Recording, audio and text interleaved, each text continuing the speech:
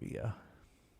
Yeah, 32 bold predictions. This is the time of the year where we've run out of redraft content. Mostly everybody's drafted. Everyone's given their sleepers. Adam from South Harmon, and I think that bold predictions serve an actual purpose other than they're not hot takes. What they are is if everything goes right or wrong, that there is. I'm hearing myself. Okay, I had my own live stream up. That I was hearing myself echo. That okay. So it's like an 80th percentile outcome, Yeah. more or less, right? So Yep. if everything goes right, best case scenario or worst case scenario, what happens? And we're gonna go through one through every team. Some of them we'll talk through. Some of them we won't. Yeah. So I think that's a meaningful and worthy exercise. Absolutely, man. Appreciate you having me on, and I'm really looking forward to this one. This gets me outside of my comfort zone. I have to start thinking about what are not really my hot takes, like you said, but what are my bold predictions? What am I gonna put my flag on this year? I like it. Yeah. Well, I also want to say I am very jealous of you, and let me explain what I mean by that. You have the classic radio voice. You have, yeah, like it sound. Everyone hates the sound of their own voice. Yeah, when I hear you, I do too when I listen to myself. But I like hearing that though. Go ahead. I won't get in your way. I remember. So I'm embarrassed to say that I became aware of you over the summer, right? And you were doing a podcast with our friend Scott Connor, and you were crushing, right? I mean, like content wise, you guys are awesome. It has nothing to do with content. There's a lot of people make good content. You were just the technical broadcasting skills stood out to me and really caught my attention. Well, I appreciate that, man. Yeah. I guess that's a gift. I got gifted, and we'll take it. Yeah. I like hearing that. You're saying I got the voice for radio because on one of the first times that we started doing content over on Destination Devi, people told Mike that he's got the face for radio. So I'll take the voice for radio. I'll take that. No, you have that. Yeah, very, very deep, very deep. It's like big penis type of deep voice. Yeah, man, big dick energy. I appreciate that. All right. So Adam from South Harmon. Adam, do you give your last name? Do you say I'm Adam from South Harmon? Is that how you go by? Yeah, Adam. A lot of the guys over there know me as ATM. Some of them are in the chat here. Fizzle Dollars, Robo Chris. What's going on, guys? Yeah, some of them know me as ATM. My initials are ATM. Okay. Adam Teasdale McFerrin is my middle name. All right, cool. All right, yeah, I always wondered that because it's like one name host. I mean, that's like Prince. It's like when you say Michael, everyone knows it's Michael Jordan. So it's just Adam. I got it. Adam. Yeah, man. Just easy like that. Yep. All right. So we're going to try to do one bold call from every team. We're going to have some discussion. Now, this could be a dynasty bold call. It doesn't have to be a bold call specifically about like redraft. I mean, so we'll just see how this thing goes. Let's start with the AFC East, right? Give me a bold prediction for the Buffalo Bills. Buffalo Bills. All right. So, wow, you're going to start me off with one of my ones that Mike's going to hate to hear. So, I think there's a lot of things you could say about this team. I think a lot of people are very excited for Kincaid, and I'm excited for Kincaid in Dynasty. I think sometimes we emphasize what we think a tight end in their rookie season is going to do, and realistically what that's going to look like. I think Kincaid's going to be good. And I think he's going to develop into an awesome player. But I think actually for this season, his appearance on the field is actually going to open things up a little more. And I think Gabriel Davis goes over 1,000 yards. He had 830 last year. Mike and I have kind of been a little bit apprehensive with Gabriel Davis relative to cost. But I think going into this year, not really because Diggs isn't happy. I'm not buying into that narrative as much. But I do think that things are going to be opened up for Gabriel Davis to have his best season. Okay, so I mean, how can you argue that? And especially like in a redraft, he goes like in the 7th round. But I mean, so what do you think is his biggest upside case? I mean, we've been wanting the wide receiver 2 on Buffalo, pass catcher 2, to just explode. I mean, what do you think? You said over 1,000 yards. What do you think is like if all goes well? What does that final stat line look like? I think the touchdowns, Alan, are going to be what really decides if he's going to be a wide receiver 2 or not this season. I think the problem with him and what people kind of struggle with, especially in leagues where you set your lineup, is he's going to be so inconsistent, right? Like some games he's going to come out and have nothing, and then he might go over, like in the playoff game, score 5 touchdowns and just go bananas. So it's hard to know what week to start him. I think a final stat for him could look like about 1,000 yards and let's call it 8-9 touchdowns. And that I think gives him a realistic shot of being a top 24 receiver in fantasy this year. Yeah, I mean, he was being drafted like that last year, and nothing's changed, right? All Right. you heard was that he hurt. So, yeah, I mean, you're going to call that a bold call. I think that's bold, definitely compared to where he's going. But I'm under the impression, like, I'm expecting that to happen. I've been drafting him as such. So I'm going to give you a B- for that first bold call. I want to see. I want to get a little bolder. We got to get. Right. All right. We'll get bolder. We'll get bolder. Don't worry. Here we go. I'm going to start us off with I'm going to work in the NFC East. Dallas Cowboys. Okay. Everybody says Brandon Cooks is this great pick. Oh, what a value. Brandon Cooks. Love that guy. My bold prediction is it's Michael Gallup. That's the second best wide receiver that you're going to want to own in fantasy. It's been 2 years now since the Gallup injury, right? Now, usually we say these guys the year after they return from severe injuries, we don't really want them. But the second year, it seems like everyone's forgot Gallup. So I'm going to say bold call. It's Gallup that has the 80 catches and 900 yards and the 7 touchdowns. Now, again, doesn't mean you're going to know when to start these guys. That's what you want to see, that week-to-week consistency. But my bold call is Brandon Cooks is toast. Michael Gallup's the wide receiver you're going to want to own. I like that. All right. I'll be honest. I've been very high on Brandon Cooks, but me too. I can't knock you though. I've once my Gallup love is kind of down, but I'm not going to say that's crazy. That's not even that bold. I agree with you though. It's a good one. Right. That's what we're doing here. We're not saying what's the most likely. We're saying like all these things that we have cemented in our mind.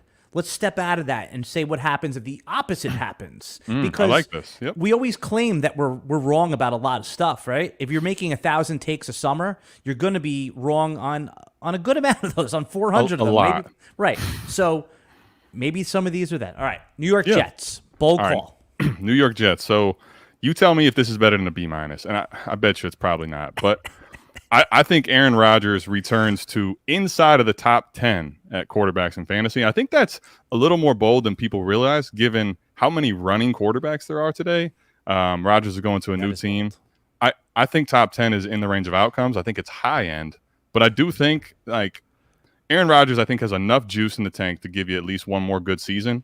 And I think with the weapons he has now in New York, with an offense that, I mean, their quarterback play was how awful last year. The team was competent with awful quarterback play. Rodgers in this system, I think, has a chance to thrive. And I think people, they kind of know it, but I don't think they know the extent of the upside personally. Yeah, they had, obviously, Zach Wilson, and I call him Joe Flaccid. I mean, that was... Yeah.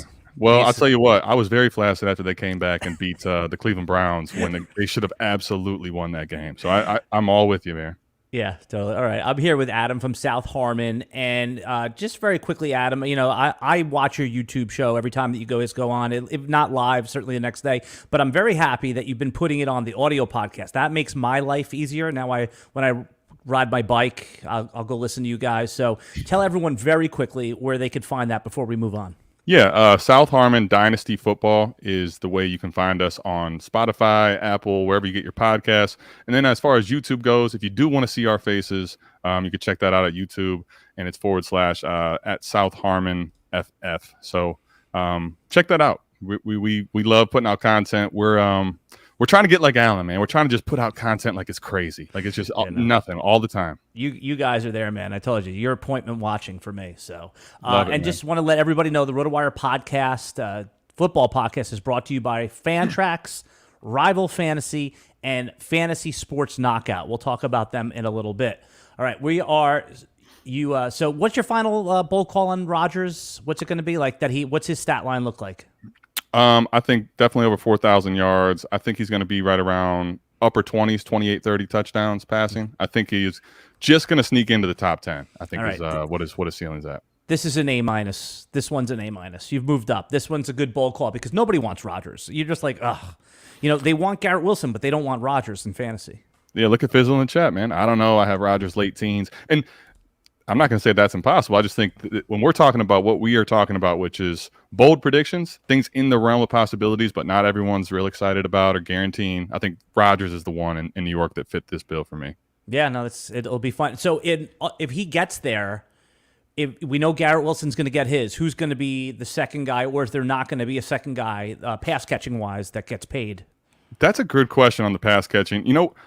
I think another person that's kind of being a little overlooked because of this, new signing, I think it might start slow, but I think Breece Hall is going to really surprise people at the late part of the season. Kind of like a league winner, not necessarily where you draft him because he's being drafted very high, but someone that is kind of forgotten in the early part of the year, and he could come along really strong at the end. I think he's a great receiving back. He on limited touches last year, he was unbelievable. So that's where I think I'm excited for him too. Yeah, I mean, the Breece Hall argument against is I don't think anyone, like, he would have been in contention for the #1 overall player this year in redraft. Correct. That week 7 ACL, this is going to be the start. Like, you're going to see people victory lapping both ways each week. Breece Hall, he got 4 carries. I told you it's horrible. Or if he gets 20 carries and has 80 yards and a touchdown, I told you it's the best pick ever. That one I can't wait for. All right, New York Giants. I mean, you know what? I don't know how bold of a call it is, but maybe it is. Darren Waller finishes as the tight end 1. Right? I mean, that is bold. That is very bold, Alan. I like him, and I like him going to New York. But now let me ask you.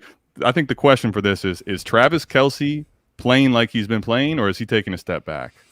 I mean, it's going to be punch for punch. So basically, Travis Kelce, like just a typical Travis Kelce line, right? Is like 8 for 80 and a touchdown, right? Like that sounds like a Travis Kelce line. Yeah, it sounds like his every week stat line, right? Right. Like you're going in. If you don't get that, you're pissed, right? Yes, exactly. Right. And then obviously there's upside for more. But going back to the year before, I mean, the yardage was very low for Travis Kelce, and now he's another year older. Again, I think Travis Kelce should be the 101. Like that's okay in a premium tight end premium draft. Right. He had more points than Justin Jefferson. We're talking bold calls here now. I get you. If there's anyone, everyone's like, Mark Andrews. I think the guy that could throw punches with him and match him is Darren Waller. He's, obviously he's the preferred option in New York. They saw what the wide receiver market was, the New York Giants. They're like, we're not paying that. We're just going to go get a tight end, which is cheaper. That really is a quasi wide receiver 1. I like it. And I think people kind of forget it's been 2 years since he's been fully healthy. But when you go back to that and you look at, speaking of that stat line, I mean, we're talking about 1,200 yards and almost 10 touchdowns essentially, right? And this offense, I think it's got a good play caller with Daboll. It's got a good offense, and Daniel Jones is stepping up. I think if he can become the primary weapon and stay healthy, I do think it's bold. It's very bold. I'm gonna go A+ on boldness, but I think it could happen. We got to see Waller return to form and stay healthy. I think for this to happen. Yeah, I mean, if when we do our healthy rankings, we put out like a little healthy ranking, meaning like all players get 17 games. Waller ends up as the tight end 2 in my rankings, and I don't think that's even a question. His ADP is there. So, all right, let's keep this party moving. I like that it's turned into we're grading each other's bold predictions. You can't get better than A+, but you could try. All right, Miami Dolphins. Give me a bold prediction for the 2023 season. I got you a bold one, man. This one here, this player, it feels like, especially with the Taylor stuff going on, Dalvin Cook. People are like, they're just waiting. They don't want to trust and believe in Devon Achane. And I'm telling you, in this offense, Devon Achane, he needs to stay healthy. He's dealing with that shoulder injury, but I think that he is going to outpace Travis Etienne in points per game in fantasy this year. Oh, yeah. No, this is a good one. This is a good one because this is bold, right? Because people were discarded. I heard in like the social media sphere, Devon Achane is undraftable. That was like the last 2 weeks, right? He had a little bit of an injury. You shouldn't even want. And now Jeff Wilson goes on IR. Mm-hmm. And of course, now Devon Achane is going to be a little more optimism, but outpacing Travis Etienne, man, that is bold, and it's so easy to see. How do you address like the size concerns? How does he get it done if he's a quote a smaller back? Yeah, I think when you look at a run scheme that's come from born from the Shanahan offense, right? Look at the reality of a couple things. You just talked about Jeff Wilson, right? And how many guys have we seen get hurt in this offense? And I think realistically for Devon Achane, the frame's not worrying to me as long as they use him in a role which is like, don't give him the bulk of the touches. We don't want him to have 20 plus. Everyone says they want that. Mm-hmm. I think really you want like that 12 touches, 12 to 15 at tops touch per game. But in the zone read offense, I think he hits a hole, and you're talking about a guy that can take with track speed any run to the house. And that I think is very exciting given how that they play football and run the football, man. I'm excited for it. Yeah, I wasn't even thinking about HE. I'm giving this one an A+ because it's not like they can creep up and load the box up with those 2 track stars on the outside, right? No. Yeah. And this is another track star they get to add to the mix. That is some speed down there in South Beach, man. Yeah, we're getting questions on Twitter and on the chat. I guess we should address this, before we get back to our bold calls. Is the Cooper Kupp injury? Just if you're in a redraft, do you play any redraft, by the way? Yes, I do. It's not my forte. Let's call it that, but I'm play. Yeah, absolutely. Right. Again, I'm a dynasty guy first and foremost, and I love it. But you got to get into the redraft streets a little bit. Cooper Kupp. No way you take him in the first round at this point, right? I just don't think you need to. I think it's definitely scary. I have too much Cooper Kupp exposure given this injury. I'll be honest with you. I'm a little bit nervous because the thing about age and soft tissue injuries is that's where it gets scary. That's a lot of times where the cliffing comes. Like Julio Jones is a prime example of this to me. Yeah. Julio Jones didn't become terrible at football. His body gave up on him. And I'm nervous. I'm going to say this. With him setting back another injury, the same hamstring, it makes me very nervous. I probably wouldn't want to touch him until the second round, and I don't know that he'll make it there now.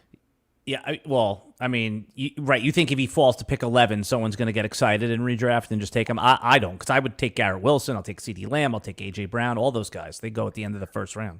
I would probably, at this point, swing for less risk with those guys as well. I just think Cooper Kupp's this name, given what he did last year, even though he did end up getting hurt, that I think people will only let fall so far, even in redraft. All right, yeah. So I guess Adam is saying he's not touching him in the first round. I'm saying I think that I'm not really even touching him in the second round. I would take Chris Olave, Tony Pollard in a redraft situation. Where does he fall then? Like, where is your pivot point? Like, all right, we've faded enough. Calvin Ridley. Okay, I'm definitely taking him ahead of Ridley. I get that. Yeah. That makes sense. Yeah, right there. Because there's risk with him, too. You haven't seen it in a while. Right. In a dynasty startup, and by the way, how many dynasty leagues are you in at this point? Just took a peek. Actually, 36 is the number I'm at right now. Yeah. All right, good. I'm amongst friends. Yeah. All right, good. Where you at? 41, and I was going to say, usually when I have podcast guests on to talk Dynasty, because this podcast is a Dynasty podcast all year, and then we switch to redraft, so it's kind of ironic that I have you on, Dynasty guy, when we're in the redraft mode, but, it all interweaves. Yeah, I'm up to 41. It's disgusting. I just, I don't know what to do. What are you going to do? What is this going to go on in perpetuity? We're going to have 60 next year? Well, I guess the question is, Alan, how many are you at next year? And the way you'll answer that question is, how many are you going to win out of those 41? So I think if I don't win 11, like 11 was what I won last year. So I was around 38, and I think maybe I won 8. I cashed in 11. Okay. It at least replenished. 11 gave you payout, and you won 8 of them. Yes. Very nice.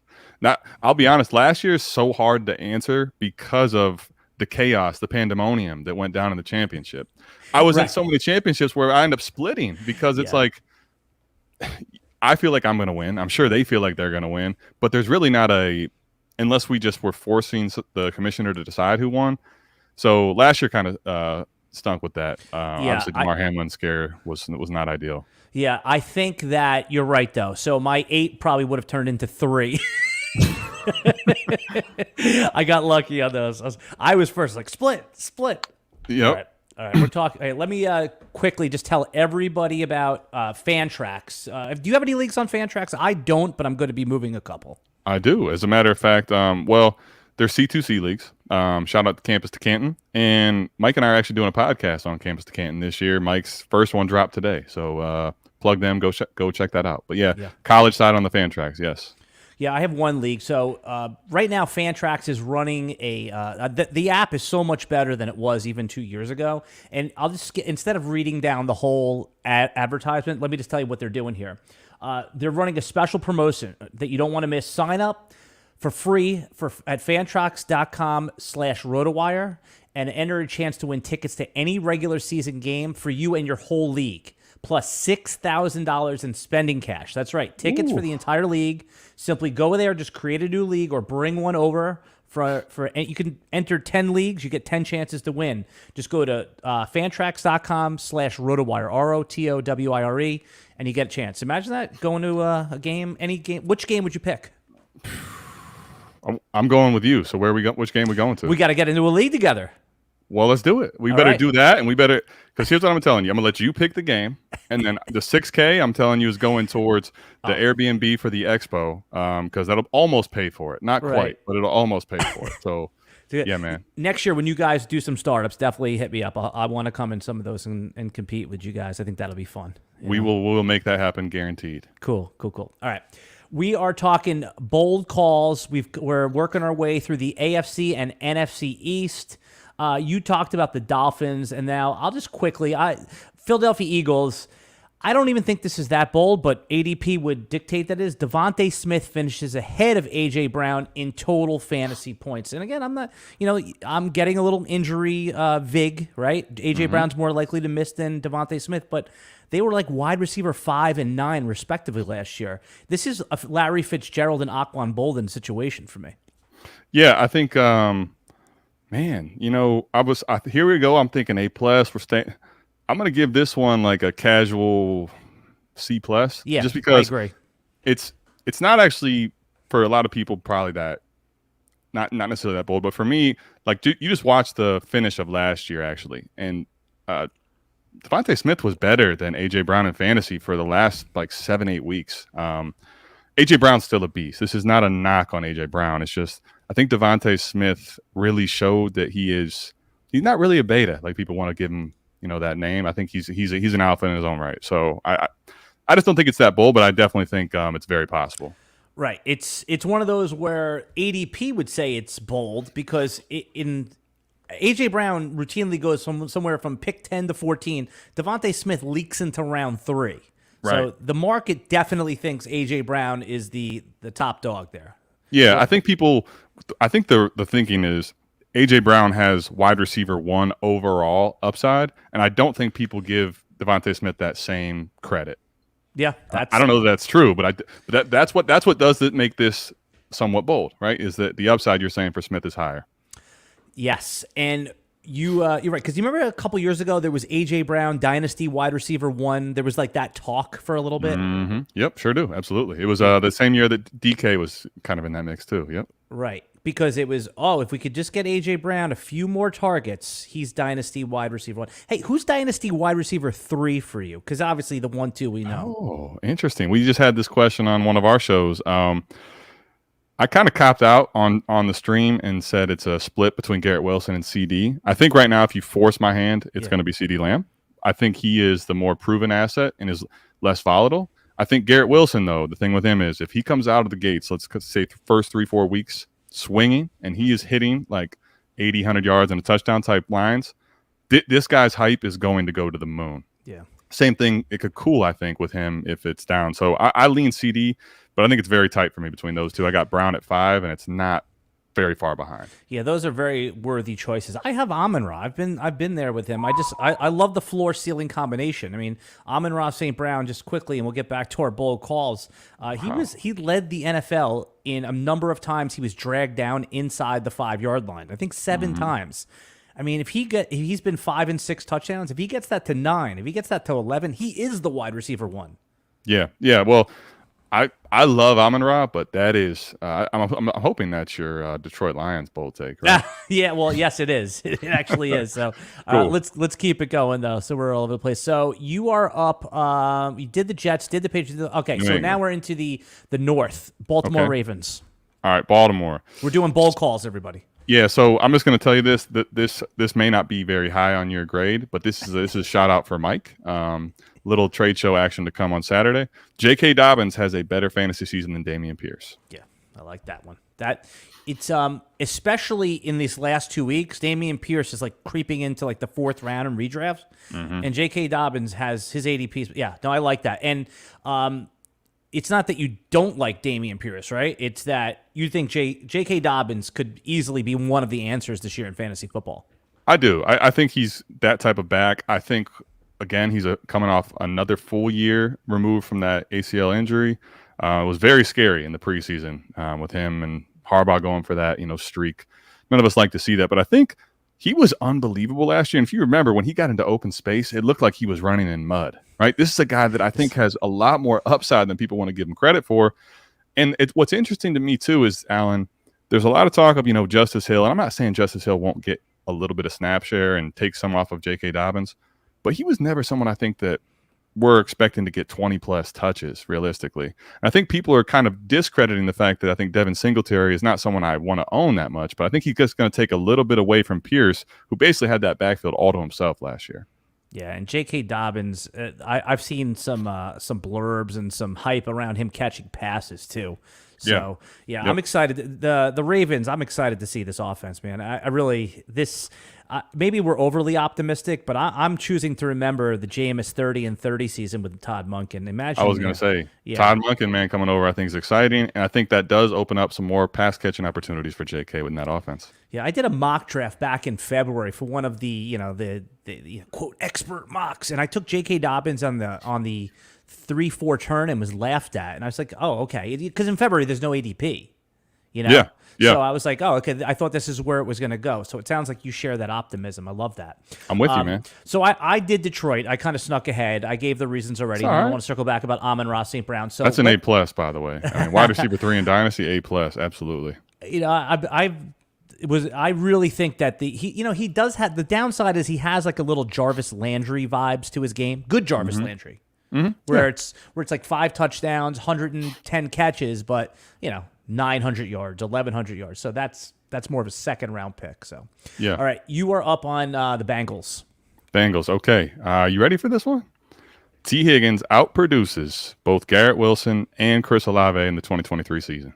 Wow. Okay, this is your best bowl call. Make the case because T. Higgins is someone that I like, but I don't know why he has like this anchor on his value a little bit, right? He hasn't even been considered in that top 10-ish vibe. He's always outside of it. Why do you think? What's the case for T beating out those two studs? If you look at their receiving yardages and lines for last year, right? T. Higgins is one of 21 receivers that's over 1,000, and he's well over 1,000. He's 1,100 yards. But if you remember, there was 2 games where he basically was on the field that counted as games played, but he didn't actually play. He snuck out there, got hurt one time, and then he snuck out there when he wasn't supposed to play. And that's when you're like, why did you do that? He played 1 snap. So people look at his points per game, and they don't realize if you were to – I know you don't want to do this a lot, but in the rare exception here, if you were to take out those 2 and made it points per game, he's not that far from the elite ones. Yeah. So it's a combination of that. And I think as much as I like Wilson and Olave, let's just remember we haven't seen them produce like elite guys. And T. Higgins, we actually have. Yeah. And remember a couple years ago when Chase was out, I mean, T. Higgins was just balling. Yeah. That was, no, it's an interesting one because right now he's one of the wide receivers that you can trade for because Chase and Jefferson, you can't trade for them, and obviously you can if you overpay all this stuff. But I'm talking about T. Higgins, you get it fair value. I almost had a trade done. I pussied out. I backed out. Superflex. I'm flush. Well, Jordan Love for T. Higgins was the trade. I'm very flush at quarterback. It's not a superflex. It's a start 2 quarterback. Okay. So you want 4. You don't, and I have 5. So I'm looking at a deal, right? And I got greedy. I said, throw in Antonio Gibson, too, because you don't want to give a quarterback and a start, too. Alan, I just want to make sure I'm hearing you correctly because I think the people need to hear this, too. You had Jordan Love as your 5th quarterback in the 2 QB league, right? 4th or 5th, depending on how you 4th or 5th. Geno. At South Harmon, we talk a lot about trading quarterbacks and having a plethora of them. We'll say it that way. And if I have Jordan Love and I can get T. Higgins, it is – I'm going to have to only have 2 in that league, man. Can you get it back? Is there any chance that deal's back on the table? This guy, he has Zach Wilson as his 2nd quarterback and a start 2. Oh, okay. So you were trying to leverage a little more given his situation. I was trying to give him the ATM, send him another. I like this. Another just for those who don't know what we're talking about. I'm sure a lot of your fans are tuned in here, but you don't counter the trade, right, Adam? Yeah, you don't counter it. You just start a new trade, so the other one's still there. Because sometimes when you counter, feelings get hurt, emotions, and they tell you to go F off. And that I've had to overpay because I didn't use the ATM one time. I love what I'm hearing, Alan. Man, that's. I'm a fan. I told you I'm a fan. I got nothing to add. That's eloquently put, man. Well done. So you think it's okay just on because my feeling also on this trade is that Jordan Love in week 2 could be worth so much more that I was willing to wait. Because what if he comes out and has 280 and 2 and 1 rushing touchdown in game 1? People probably get way too excited. Then I can get more than T. Higgins, right? From this guy for sure. If he's offering it right now, I'd say that. I don't think I could. Love is just such a hard bet for me. Now, I I understand what know. you're saying, playing the human element, but Love for me, I struggle with it. We don't have like many data points on a guy that sat that long, didn't have the fifth year option picked up, and just thrived. So for me, it's more of a risk reward situation. I get it though. T Higgins doesn't have that sexy excitement, which is kind of what we're talking about here, where it's like, can I get a little more? I get what you're saying. Yep. Yeah, if only we ever had an example in history where a Green Bay quarterback sat for 3 years and then played well. We don't have anything like that, do we? Oh, wait. Definitely 3 years we do. We do have 3 years, not 4. Oh, this has been fun. I'm just making the joke, the Aaron I love Rodgers it. joke. The Yeah. Aaron Rodgers joke. All right, Now, so now you make me if feel he's good. Aaron Rodgers, if he's Aaron Rodgers and you trade for T Higgins, you'll feel bad. I agree with you. Yeah, no, I think Jordan Love, if he has a great season, is probably quarterback 11, and if he has like an okay season, he's quarterback 15. And if it's a bad season, all bets are off. He could be. He's out of the range, right? Yeah, he's out of the NFL as a starter. I mean, that's Exactly. So, all right, so maybe I'll go back in. You made me feel better about T Higgins. All right, I am up. I am top. The Washington Commanders. I don't think I hit them. Now, originally, if we would have done this show a month ago and I would have said Jahan over Terry, I think at this point, Dynasty ADP, you're taking Jahan over Terry, right? People, listen, I've been a Jahan Dotson stan, and people are out of their minds on him right now. So I agree. All right, so the bold call is that Sam Howell finishes top 3 in QB rushing yards. Wow. Okay. So I can see it. Yes. That's it. Not QB. I have him like, if all that happens, he finishes like a QB 15, Right. But I'm talking about just quarterback rushing yards. So we have Fields, we have Josh Allen, we have Hurts, right? Those would be the threats. Yes. Lamar. Yeah, I was going to say, please don't forget him. But So there's 5. Those 5 guys, he has to beat out 2 of them. Again, so it sounds like bold when you say top 3 in rushing yards, but he really has to beat 2 of those guys, which is tough. Okay. So that's why it's a bold call. Okay. I like it. I'll give you, that's an A+. I mean, top 3. Now, can I switch to a different division to piggyback off of this conversation? I'm going to give you a team in the AFC South, and that's the Indianapolis Colts. And I'm telling you who I think Anthony Richardson is going to rush. He's going to outrush Lamar Jackson this season. That's coming. That's good. I think that Anthony Richardson's, I think what people don't realize is because of how athletic he is, when plays are not there, and I don't really care how you scheme for this, when they're not there, he's going to run the football. And he's too athletic to, once he's running the football, for it to matter. I think people don't realize if he's starting day one, which we now expect, and as long as he's healthy, even if he's not a good NFL quarterback, the upside for him is tremendous because of his legs. It's just the Konami code to the highest degree.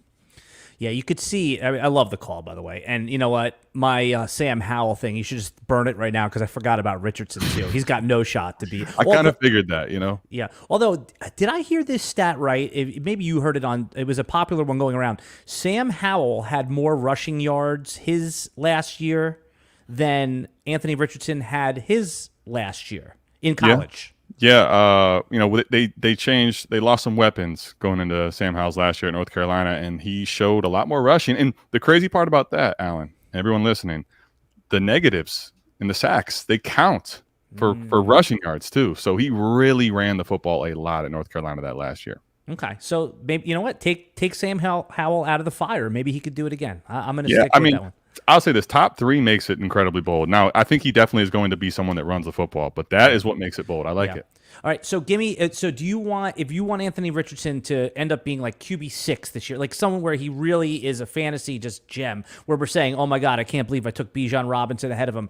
How many do you want Jonathan Taylor to play, or do you think Jonathan Taylor being out and you have Zach Moss there, that just is all wheels up for Anthony Richardson? It's funny. I was asked this question earlier a couple days ago. I think that for his development as a quarterback, it's what's so interesting to me about this is that Irsay doing this and making this hard of a stance is so weird, given you've made an investment in a quarterback and you have a rookie quarterback contract. So you have this is when you would want to pay a running back in theory, and also you want to surround him with weapons. So I think it's better for his development. I think you could actually make the case, though, in fantasy, it might be better without Taylor, just for more rushing touchdowns, a little more rushing total yards and attempts. So, I don't think it moves the needle a lot for me, but if I was going to say one or the other, I think there's a chance that it could be better. That's what I was thinking. Because Zach Moss, he's the definition of a Jag, but he's good enough to be Alfred Morris to what RG3 was, right? I mean, he's good enough there. So yeah, absolutely, I'm with you. Yep. All right. Let's stick in the division. I lost track of who goes. You go. Jacksonville Jaguars. Give me a bold call. Okay. I'm going to dunk on Etienne one more time. Tank Bigsby finishes with more rushing touchdowns than does Travis Etienne. That is a bold call. I will give you that one because I know that's like cute to talk about it, but like you're saying like it's happening here. Yeah, I think so. I'm not actually like totally going to hate on Etienne. I just think given his cost and Tank's cost, it's not even close for me. I think that we've already seen, what this guy likes to do as far as using a committee.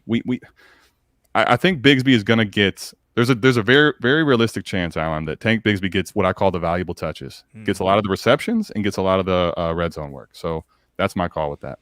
Yeah, no, I love that call. And just quickly, Calvin Ridley. Let's just switch it to a dynasty conversation for a second here. Okay. I've seen him traded for a first-round pick in 2 different leagues now. I thought that was crazy. It's like, who was pick? It was a guy that was towards late. So who went pick 11 this year? Zay Flowers, Dalton Kincaid. Yeah. Do you think that that's a good dynasty trade, or do you favor one side of that? So I think right now for me, one of the things I'll tell you with the way I play is that, like, I like to keep my liquidity in my pocket in case things go wrong, especially if it's a lineup league. Now, if it's a best ball league, like I do play a lot in those, a little more okay with saying my team's built right and I'll send my first for Calvin Ridley. I think the problem with Ridley is, like, we kind of forget how old he is, and if he does not hit right, the value retention on a Calvin Ridley is not there. Like, that's the difference versus a Zay Flowers. He may not even be that good in his rookie year, but he has a little more value retention unless he's a Sky Moore, someone that just completely face plants. So for me, I think if you're a contender and you want to make that trade late first from this season for Ridley, I'd be totally into that. Where I struggle a little more is like you're trading away your 24, and let's say your team ends up flaming out, and now it's a 105, 106, and you traded that for Ridley. That's where I struggle a lot more. Yeah, no, I think that is very well said, specifically about that you use that first-round pick to add to something. So people always say, oh, I get a first for this player. Yeah, Calvin Ridley is probably worth that in value, but use that pick to get up to an elite player. Add it to.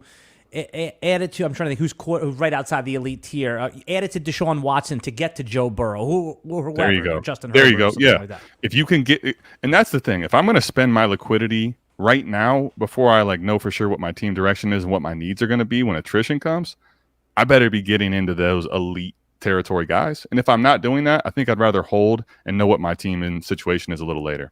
All right, yeah. If you're in the chat right now, just throw a bold call in there that you think for the 2023 season. We love looking at those. And if you're watching on the replay, we read all the comments, we reply to them. Put your bold call for any of the teams that we've talked about so far. All right, I'm going to go up on the Green Bay Packers here.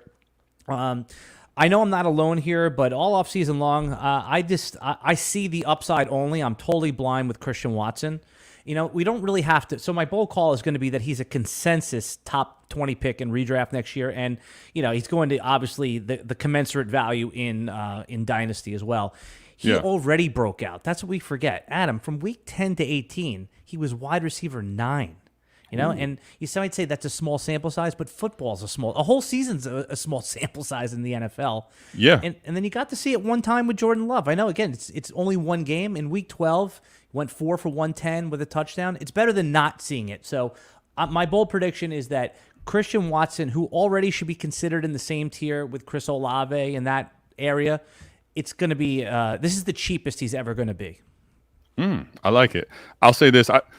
I have been more apprehensive with Christian Watson, but I will admit, like, from what we're talking about with the bold predictions, if things go well for Christian Watson, there is no doubt in my mind that he is going to be significantly more valuable in Dynasty than he is currently. There's no debate with that. Yeah. I was in a Dynasty startup, and like a 250er. It wasn't cheap. I mean, for me, 250, that's a good amount of cash. That's a heavy league. Yeah, absolutely. I like doing 50s because I like doing in volume, as you talked about. But I took him ahead of Cooper Kupp. This is probably going back in June, and people, I got crushed for that. And I was like, looking pretty good right now, though, huh? Yeah, that's the bet you want to make. I mean, I bet you right now, do you think that in a Dynasty league, if someone offered Watson for Kupp, like, which side of that says no? Well, I think before this setback, I think right now, today, with yeah. the setback. I was going to say, without the setback, I think there's a chance Cooper Kupp owner says no. I think now you're going to get some panic Cooper Kupp owners that might take that straight up, and I wouldn't be shocked at all if someone sent Kupp for Watson today, and they were like, "No, I'm not taking your old Cooper Kupp." It's crazy to think about that, but the older guys in Dynasty, the ups and downs are huge. You know, Cooper Kupp last year was exactly that. He was awesome, and then what happened? As soon as he got hurt, nobody even wanted to buy. I bought right before the injury. I paid 2 firsts and Rachaad White right before the injury. Speaking of Scott Connor, we had literally the week before he got hurt on the trade show, we had this 2 first, second, and like Rondale Moore, and people were it was very torn on which side they wanted, and that was fine then, but not as good when he got hurt. All right, let me just pay another quick bill here with Rival Fantasy. If you're looking for a place to play head-to-head fantasy football, games without huge tournament salary caps or complicated game types, then Rival Fantasy is what you want to play this NFL season. It's a twist on the classic game with Fantasy Bingo, where players generate lineups to complete achievements and get a bingo, a head-to-head fantasy challenges where you pick 2 players who will score more fantasy points. It's the best of all fantasy sports for 23. For the 2023 season, Rival Fantasy is offering new users a $200 deposit match plus $25 just to play. They're going to give that to you for free. Rival Fantasy is so confident you'll love the experience. They're giving you money just to play out of the gate. Experience the future of fantasy sports on Rival Fantasy and become a rival today. We're checking it out. It's a pretty cool game. I know everyone has their DFS and this and that, but go check out Rival Fantasy. They've been good sponsors of the show. I'll check them out. I like hearing that. Nice, cool. All right, you're up. Bold call. You can spin the wheel. Open season. All right. So I'm going to go back to the AFC North, and This is a little bit of a stretch, but I think the guy's been playing very well. As somebody that Mike and I have defended for a little bit too long, and now it's time to make the claim. Kenny Pickett is going to finish as the top 12 quarterback in fantasy this year. Okay, this is a good one. It's a stretch. I know it is, but no, I don't think it's a stretch. I think this is a good bold call because it's easy to see. It's easy to see once you put my mind there. How does that happen? Yeah, I think one thing we have to remember is just look at last year. There's going to be attrition to the position, right? There's going to be. Last year we were drafting very highly Matthew Stafford, Russell Wilson. Some of these guys end up failing. Maybe as much as I just talked Aaron Rodgers up, maybe he doesn't play well. There's a bunch of guys that won't necessarily play well. And I think when you look at what a top 12 quarterback, what that actually is, it's not that crazy. Pickett also looked so much more confident. I know it's preseason, but he's looked tremendously more confident behind center than he was a lot of last year. And this is a guy that people kind of forget, sneakily able to rush the football and had some rushing touchdowns. I think it'll be a crafty way to get there. Maybe it's not quite Daniel Dimes level of rushing, but that type of a little bit more rushing than you think is coming his way, plus a actually better than average passing season. Yeah, I mean, what's Kenny Pickett's most famous college highlight is that long run where he fakes the slide. Yes, exactly. Well, exactly. Yeah. No, Let's go. I like that one a lot. I always thought last year, going back to our 2022 rookie drafts, I thought it was nuts that people weren't that Kenny Pickett would slide to pick 9. I mean, in Superflex, QB1. Sometimes it ends up being Dwayne Haskins before he died, where you're just like, ugh. I mean, he wasn't even QB1, he was QB2. Right. But for the most part, first quarterback off the board, that guy is so insulated. He's getting 3. He has to be bad for 3 years in order to get kicked off the team. Yeah. Well, go check out Mike and I had a podcast early on. 2 Kennys, 1 draft. So that was our podcast. Yeah, who was some of the guy? I'm trying to think back. Who went ahead of him that obviously shouldn't at this point last year? Who were the? So there was a lot of the receiver hype, right? You had Treylon Burks was in that mix. Now Garrett Wilson obviously should have been, but there was a lot of these receivers that were going early. Drake London was there, right? It was a lot of the 22. 22 had a great receiver class, but people weren't outside of Breece Hall and sometimes Kenny Walker. No one wanted to touch the running backs. So it was basically all those receivers, and then you had Pickett wherever you thought he fell. Everyone thought he was a Mac Jones, but almost worse. Right. That's what everyone was kind of coining him as. Right. And you remember the whole Walker versus London debate?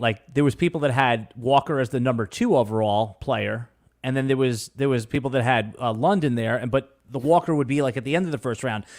A year later, It's very interesting with those. Who do you think is the more valuable dynasty asset, Drake London or Ken Walker? I would say Drake London. I'd say this: the Charbonnet pick, I think, has people kind of panicked. I'll be very interested to see what happens with that offense. There's a wide receiver. I think what actually happened last year, Alan, was the wide receivers took over dynasty value versus running backs, and I think Ken Walker played awesome when he was on the field, but there's just a value insulation with the wide receiver market now that makes that the more valuable asset. But when you look at London, this very specific situation, it's like this guy Super can get specific. 35% target share, and it could be like 750 yards and 4 touchdowns. After they just drafted a running back in the top 10, and all they did was run last year, right? So you're sure about this? If you were drafting and you were balanced and it was time to pick, and you're on the clock and you're taking London or Walker, you have to pick one of them, and you have a balanced team right now, and you're on the clock. Yeah. If I have to hold, I'm going to do the Ray Garvin thing. If I have to hold him throughout the whole season, I'll take Walker because I think he's going to have a chance to score more points. I think, though, I know given how I can trade, that's where I'd be taking Drake London if I can trade him because I think I can move Drake London for a lot more. Look, we were talking about Ken Walker as running back 1, not because we thought he was like LaDainian Tomlinson, but earlier this year, we're like, all right, you got to put somebody there, right? Brees Hall's hurt. Jonathan Taylor was 24, or it's 24. So I had Walker up there at one point. I still think that even though that everyone's a committee and all this stuff, like there's still nothing more hard. There's nothing harder to get in single quarterback leagues than 21-year-old running backs. It's impossible to get them. Yeah, the ones that you really want on your team, they're few and far between. That's fair. I think the points per game, you can make the case for Walker, but I think in market, it's just London has a tremendous market right now. All right, we'll check back next year. We'll see. Let's do it, man. We'll do a follow-up. I like that. We will. All right, I'm going to speed through a couple of mine in the interest of time.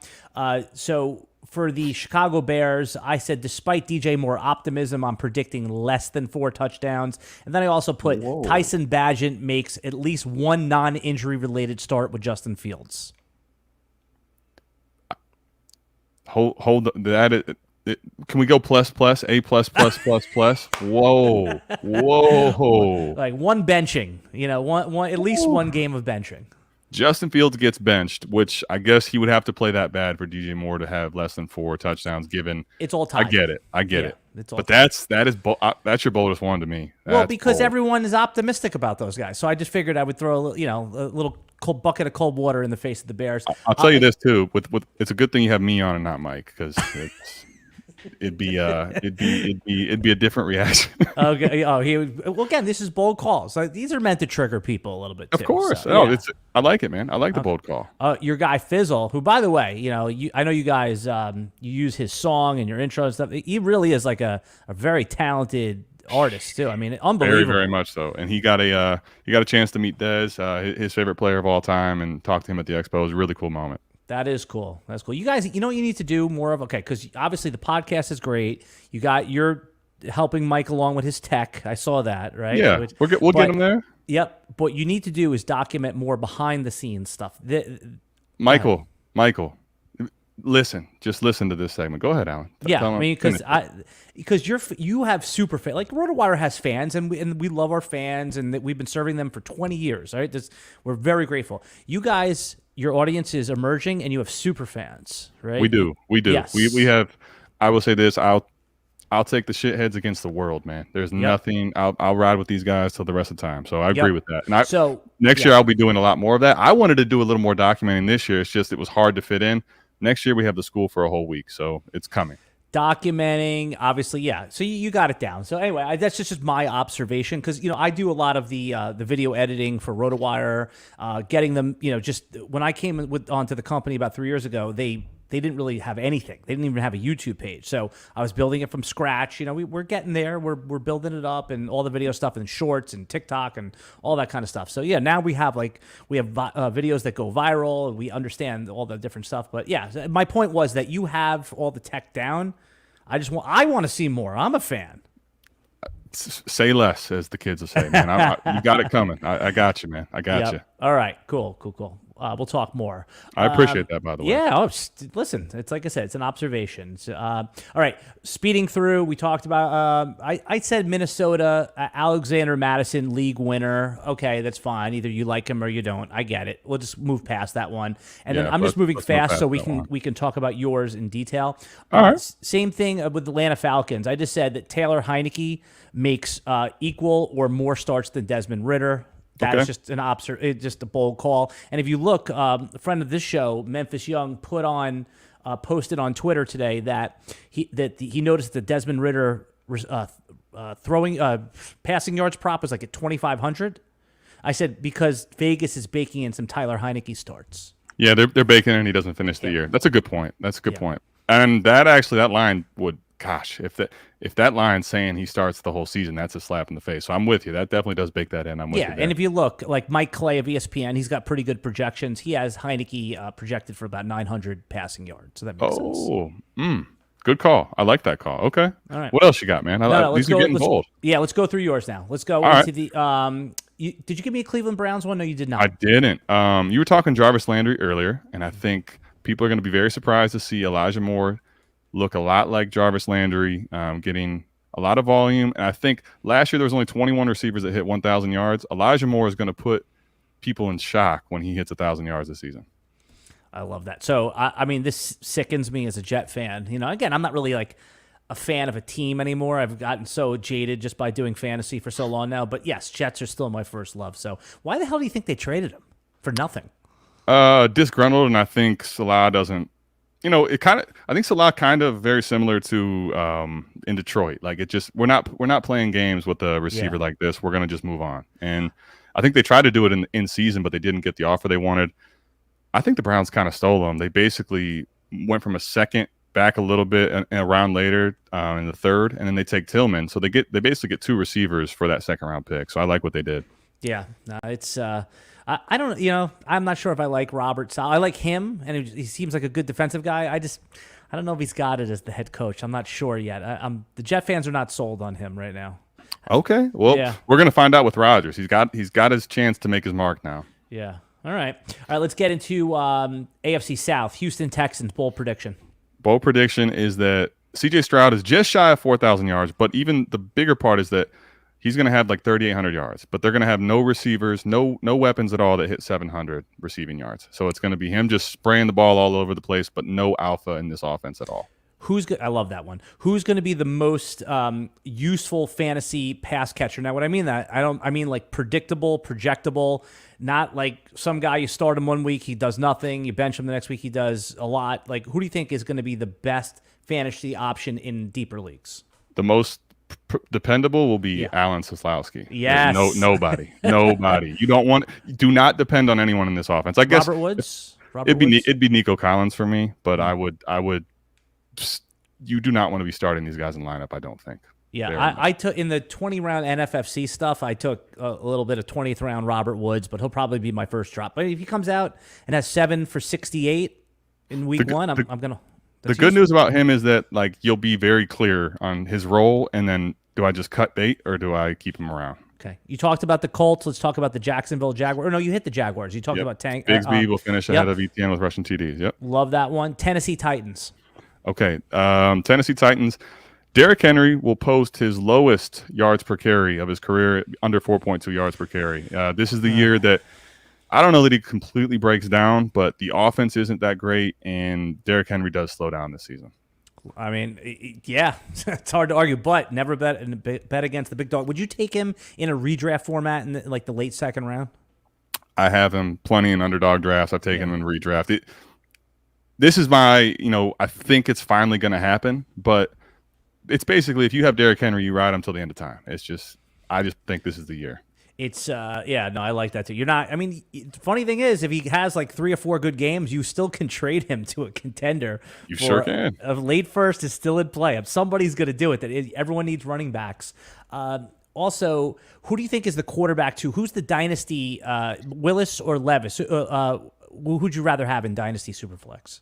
I'll take Levis. Shout out to Mike. Mike loves him some Will Levis. I think here's the thing. Willis has shown failure, which makes his value and people's love and more fear for him higher. So I think Levis has not shown failure yet, which is why I'll take him. Fear, the unknown upside. That's powerful. So if you could, I'm trying to think of if somebody, let's say you're flush at the position and somebody needs like a quarterback too. Would you take Levis for Tannehill in that? So basically, you're trading away Tannehill.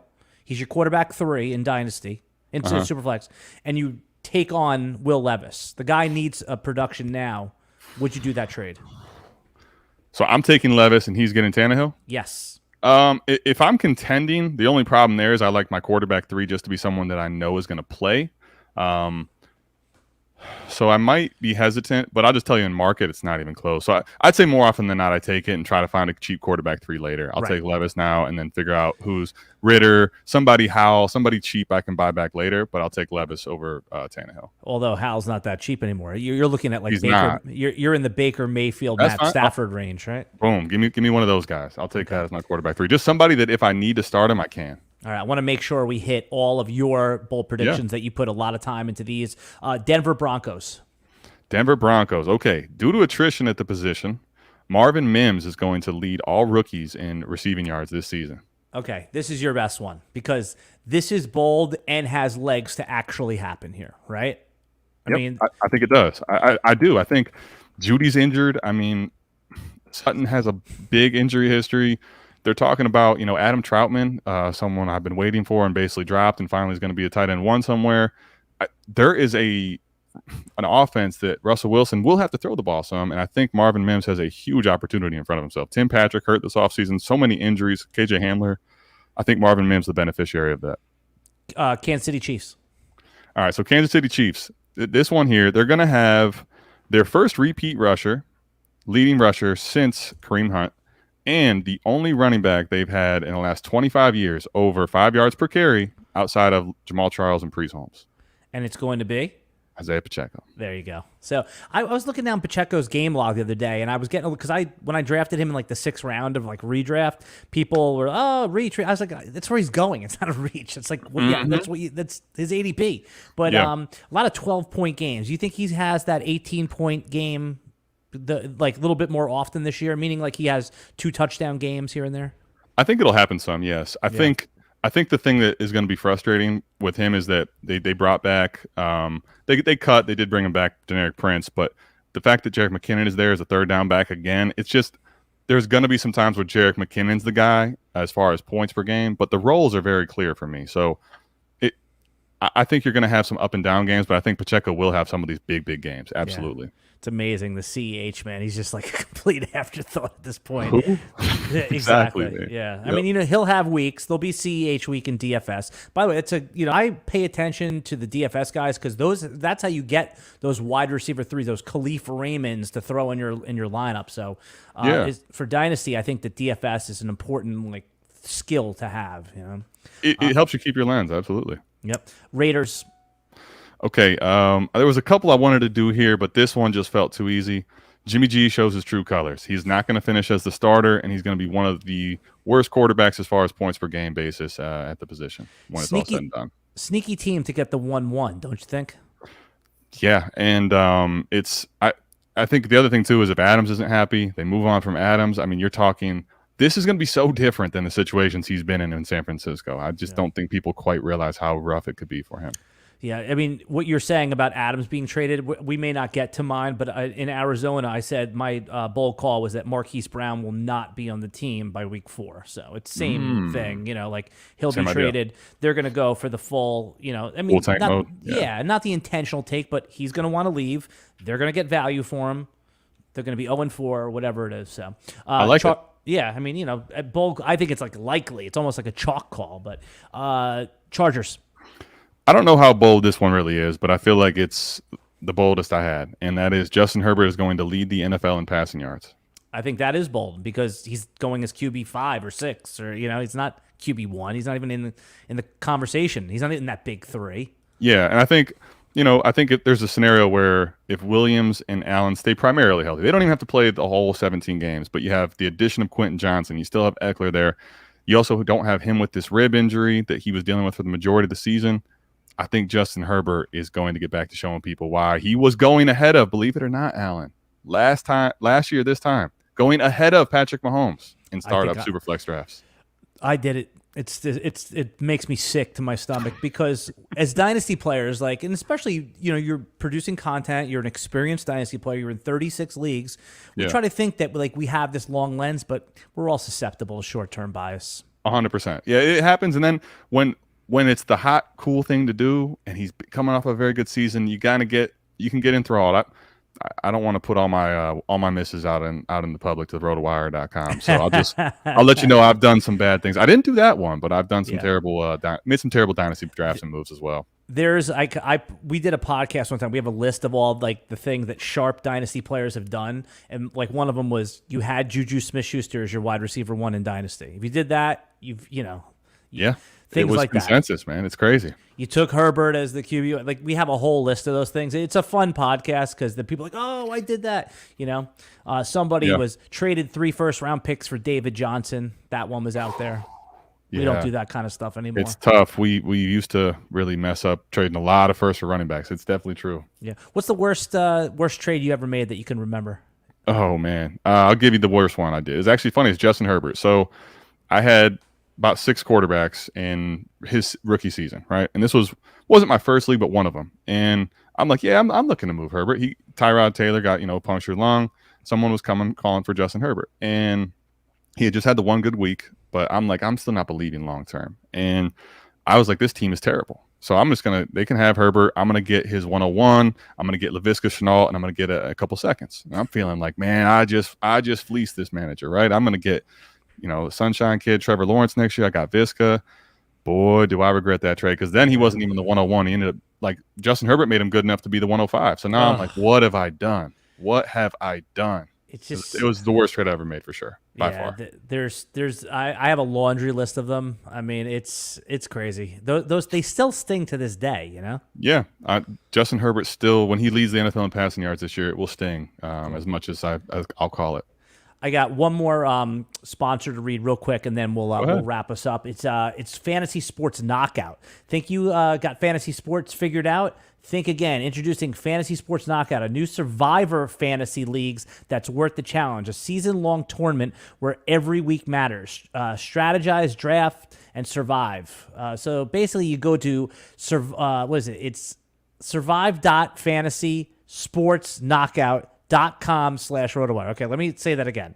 survive.fantasysportsknockout.com/RotoWire. Fantasy Sports Knockout is available for real money in certain states, but anyone could just go in there and play. So if you think you know fantasy, prove it. Visit survive.fantasysportsknockout.com/RotoWire. I love it, man. The links will be in the video description if I totally jumbled that one. Did you give all of your bold calls for the AFC? I believe I did, yeah. I just got through them there. So I appreciate you giving me the floor and giving me a chance to give you some of my bold takes. We'll see if any of them hit, Yeah, no, these are guaranteed. They're all going to hit. Absolutely. I'm just looking to see if I had any that are worth. The Marquise Hollywood Brown you were going to get to. Yeah, I mean, we talked about it. That'll be traded. The other one was Seattle. Ken Walker reminds us why we even thought about him as the RB1. San Francisco, Brandon Ayuk outscores Debo. Not that hot of a take. Nope, but I like it. And then Los Angeles Rams. Cam Akers, top 10 running back. I think. I was going to give you one. I'm glad you put this one. You were going to say top 10? Yeah. I was going to say the one in the NFC I was going to say, if you know me, whether you do or don't, huge Cam Akers fan, top 5. Yeah. Top 5 for me. I think the Cooper Kupp injury, what's crazy is that him being there will make the offense better, but people kind of forget that the offensive line was terrible when Akers went off down the stretch. The offense was not efficient or scoring a lot of points when he went off down the stretch. He was the number 1 running back in the money week, the championship week. Like, I think there's a big opportunity for him, and it feels like they finally are going to give him the keys to the castle, which he's never had before. One of my favorite fantasy football strategies, Adam, is to look at the last 5 or 6 weeks when the money's on the table and look who broke out. Now, it may not be predictive, but it's sometimes when a player has a bad first half of year and comes back and just crushes those last 6 or 7 games. I mean, Jerry Jeudy was another one who was a popular breakout candidate. Right. All right. Just want to remind everyone right now, great if you're drafting or all season long, we're giving away RotoWire's premium content for free. Just go to, if you want to unlock our paywall, just go to rotowire.com/pod. That's POD. You put in your email and the paywall unlocks. So there's no credit card to put in. There's nothing to cancel. You just put in your email and the paywall unlocks for 2 days. Look around. If you like what you see, you stay. If not, there's nothing happens. There's nothing to go cancel. Nothing more annoying than when you have to put a credit card in, you get a free trial of anything, HBO, Apple, then you have to cancel it. Yeah. You just go to rotowire.com/pod, put in your email, paywall unlock. See what we have behind there. Check out our rankings, everything like that. So what are you guys promoting right now? SouthHarmonFF.com. If you go check out our website, a lot of things over there. But the WORP tool is something that's been awesome. I don't know if Koopa's still in the chat, but he and I are getting ready to, on our platform, do 4D chess and talk a little more about it. We recently just had WORP comes out. So WORP stands for wins over replacement player, right? And it's kind of showing you which players relative to replacements at the position are actually helping you win fantasy games. So there's WORP, and then WORP is adjusted, which basically accounts a little more for lineup league. So if you do southharmonff.com/WORP, you can go take a look, and there's some really good stuff over there. When I was explaining WORP to a friend of mine, he's like, just tell me like you're explaining it to, like someone who doesn't understand fantasy football, right? And I said, tell me if I explained it accurately. WORP and the WORP tool just basically tells you which players actually matter. Yeah, which players matter and which positions matter. Absolutely. Exactly right. That's the simplest way. It's more nuanced than that, but that's because sometimes we think players matter, but when you put them in this tool, you realize Mike Evans is going to give you just as much WORP as, some young wide receiver. That's exactly right. It gives you an actual data point on which players matter. That's true. All right. Well, send me the link, and I'll include it in the link in this video description where they can go, and this way more people are going over there checking it out. Absolutely. Adam, you are what I call a mensch. A mensch, that's a compliment. You're generous. I enjoy you. I hope that you guys are blowing up, doing all your things right now, and I appreciate your time. And I want to have you and Mike back again throughout the season, and certainly next offseason, because I actually put this podcast to rest for a little while, and because we go on the radio show, we do the Sirius XM show, but I start doing the Dynasty podcast again, so that's when I want to have you back when we get into the real Dynasty dirt streets. Listen, man, I appreciate you having me on. Anytime you call, I'll be there, man. I got you. I appreciate you giving us the chance to come on. It's been awesome. The chance. No, you guys are doing me the favor. I appreciate it. And if I do some subs, I do the Sunday show on Sirius XM, but sometimes we get called into, I'll get the call off the bench to do the weekday show where we have like a 2-hour time block. There's more time. I've had Mike on the show. I want to have you come out too. I think that you offer a real actionable service to. I think you're an important voice in Dynasty. I really do. I love that I've gotten to know you, gotten to know Scott, gotten to know Mike. So again, all guys that I wasn't as familiar with this year, and I'm embarrassed to say that, but I'm glad that we've all connected. Hey, don't be embarrassed, man. I felt that at the expo. The first expo we went to, Mike and I are just shaking hands, hoping to make space, and some people actually knew who we were last year. So I appreciate that. I appreciate the statements, and looking forward to a lot more collabs. So Alan, really appreciate it, man. All right, everybody. We'll be back next week with another RotoWire Fantasy Football podcast.